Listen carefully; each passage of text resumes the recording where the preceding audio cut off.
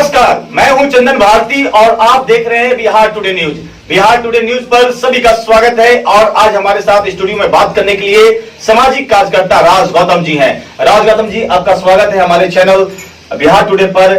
पहली बार बधाई हो आपको कि आप राष्ट्रीय अध्यक्ष बने हैं छात्र विंग के, हिंदुस्तानी अवाम मोर्चा सेक्युलर पार्टी जो आपके हैं, और मांझी जी ने आप पर विश्वास जताया और आपकी पूरे राष्ट्र की जिम्मेवारी दी है छात्र संघ का।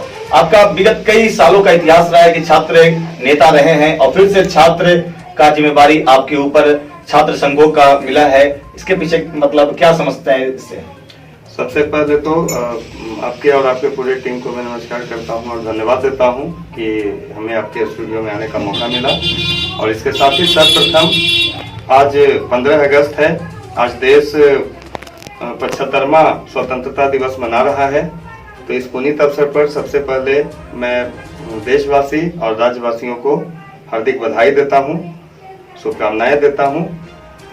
और उसके बाद मैं आता हूं आपके प्रश्नों पर। जी, तो आपके प्रश्नों के जवाब में मैं बस इतना ही कहूंगा कि अगर माननीय राष्ट्रीय अध्यक्ष जीतन राम मांझी जी और माननीय मंत्री संतोष कुमार सुमन जी ने अगर मुझे जिम्मेवारी सौंपी है तो उसके पीछे निश्चित ही है कि कुछ उन्हें भी लगा होगा कि मैं ये जिम्मेवारी संभाल सकता हूँ।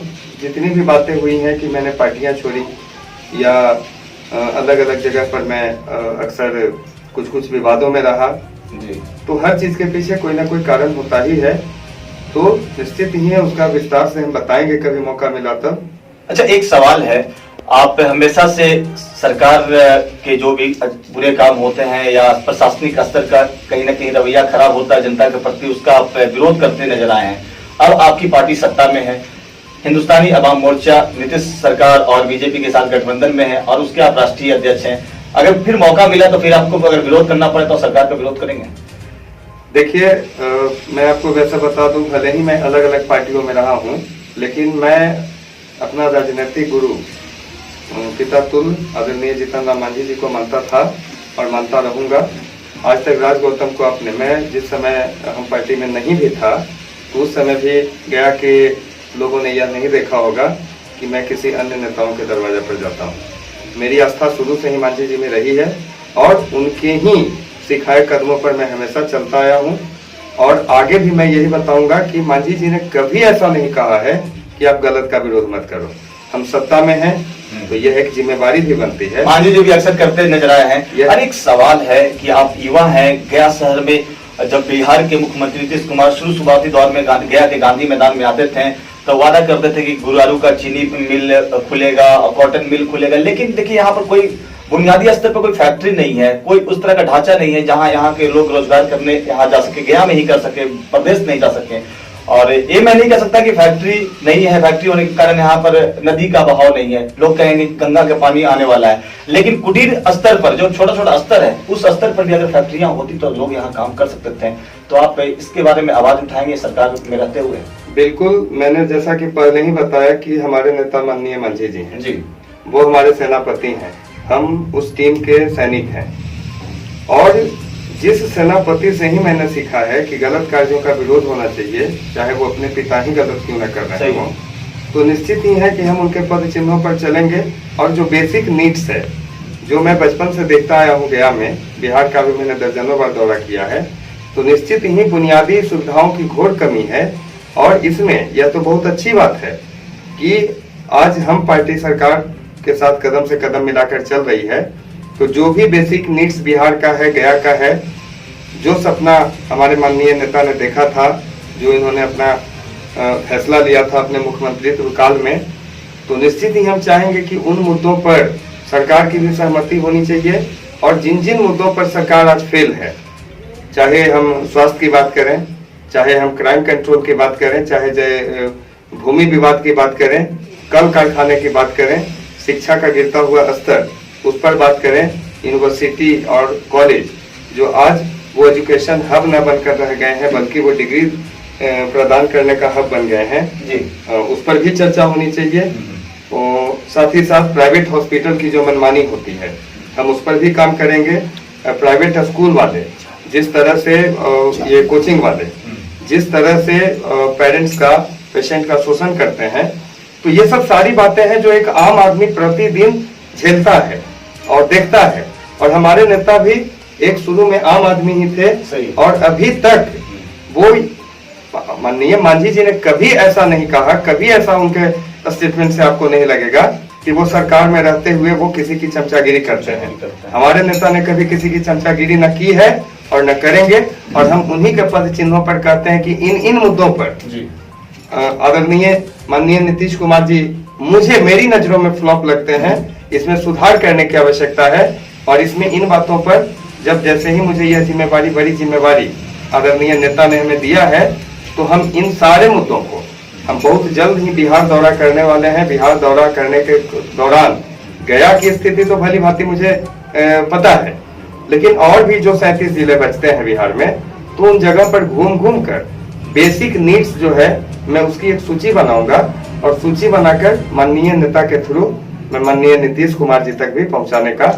एक सवाल है कि देखिए चुनाव आने वाला है, बिहार में चुनाव तो खत्म हो गया, बिहार में सत्ता भी बन गई एनडीए की, लेकिन आपकी पार्टी बंगाल और यूपी पर भी मतलब नजर निगाह लगाई हुई है। यहाँ निदर्शन वहां पे जा रहा है, दौरा वहां पर हो रहा है। आपके मंत्री संतोष सुमन जी का बंगाल गए हुए थे, अब पिछले दिनों यूपी में गए हुए थे। तो क्या आपका जो पार्टी है उसका विस्तार करना भी एक लक्ष्य है और आपको राष्ट्रीय अध्यक्ष बनाया गया है? शायद इसका ये भी वजह हो सकता है कि राष्ट्रीय अध्यक्ष ऐसा लोग को बनाया जाए ताकि वो विस्तारित कर सके संस्था को। तो क्या कुछ टारगेट है आपका कि आने वाले दिनों में इतने लोग को अपने पार्टी के लिए जोड़ेंगे? देखिए, मेरा टारगेट तो छोड़ दीजिए, एक स्टूडेंट होता है 9th क्लास का, तो उसका टारगेट होता है कि हमें मूव करना है 10th के लिए। जो 10th का स्टूडेंट होता है उसे मूव करना होता है 11th के लिए। तो जाहिर सी बात है, जब हमारी पार्टी है, हमारा जनाधार है और बिहार में एक अच्छा हमारा वोट प्रतिशत है, तो निश्चित ही हमारा अगला कदम रहेगा, जैसा कि हर राजनीतिक पार्टियों का होता है, कि हमारी पार्टी एक राष्ट्रीय पार्टी बन जाए।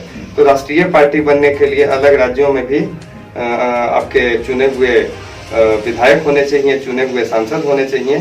तो निश्चित ही सबसे पहले तो मैंने कहा कि सेनापति का जो आदेश रहेगा मैं उसका पालन करूंगा। और अभी तक तो वैसा कोई आदेश नहीं आया है, लेकिन माननीय हमारे नेता का जैसे ही आदेश आएगा तो निश्चित ही हम उसमें भी मेहनत। एक सवाल है, बहुत अहम सवाल है, गया से वो भी है, क्योंकि अब गया आपका पैतृक जिला है और गया में एक पिछले दिनों एक हादसा हुआ था। गया का स्टूडेंट छात्र है अमन नागसेन अमन, जिसकी हत्या चाइना में कर दी गई थी, लेकिन अभी तक भारत के prime minister PM Shri Narendra Modi का भी उस पर कोई ट्वीट, टीका टिप्पणी नहीं आया। बिहार के मुख्यमंत्री नीतीश कुमार कहते हुए आए कि ऐसा क्या हुआ है, क्या मतलब 2-3 दिन हत्या के गुजरने के बाद मुख्यमंत्री बिहार के बोलेंगे उस बच्चे के बारे में, ऐसा हुआ है क्या? अपने सेक्रेटरी से पूछ रहे हैं या किसी से पूछ रहे हैं? बताइए कि बिहार के छात्र का हत्या चाइना में हो जाता है, अंतर्राष्ट्रीय मुद्दा होता है, उसके पूरे परिवार बिलक बिलक कर रोते हैं। एक महादलित या दलित समाज से उसका पूरा परिवार मतलब संबंध रखता है, उसके बावजूद नगर के विधायक डॉक्टर प्रेम कुमार नहीं जाते हैं उसके घर पर, कोई बड़े नेता अधिकारी नहीं जाते हैं। तो आप समझ सकते हैं कि कितनी बड़ी मतलब त्रासदी होगी उस घर में, लेकिन कोई भी ना निचले स्तर से लेकर बड़े स्तर तक कोई नहीं जाता। इसके बारे में आप क्या कहना चाहते हैं? मोदी आपके मांझी जी ने तो एक ट्वीट किया था, लेकिन इसको कैसे आप देखते हैं, इस पूरे घटनाक्रम को कैसे आप देखते हैं? देखिए, इसे मैं सिर्फ एक शब्द में यही कहूंगा कि जो सत्ता के शीर्ष पर बैठे हुए हैं, मैंने पूर्व में ही कहा है कि अगर आज के डेट में अगर आप मर्द हैं, इंसान हैं, तो आपको सच बोलना चाहिए। और सच यह है कि अगर हमारे पिताजी भी कोई गलती करें तो उनको यह एहसास दिलाना चाहिए कि गलती हुई है।